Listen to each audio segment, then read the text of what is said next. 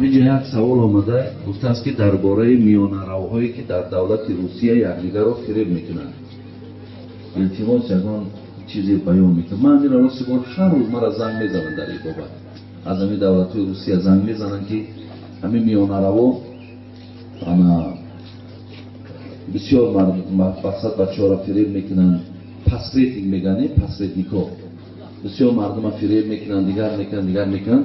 خدا خواهد ما برادرای عزیز به همین نزدیکی سفر هم داریم همون طرف. بعد همونجا که بریم در بینشان خدا خواهد یگان ماه میسیم، زیادتر میسیم، هم اکشا جمع بکنیم با نصیحت مونه خدا خواهد همونجا با پرتر بکنیم. خب این یک مصیبت خیلی کلانه، بسیار مصیبت کلانه. یکی درباره دوستی، یکی درباره محلگرایی.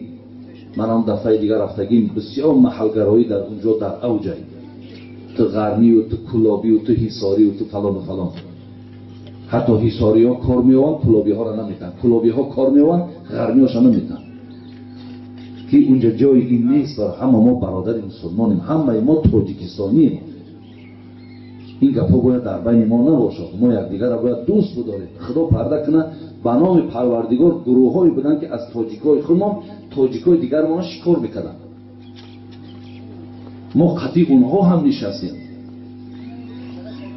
ولی انشاءالله اونجا که رفتیم با خدا خواهد در اونجا با پرتر بیان میکنیم.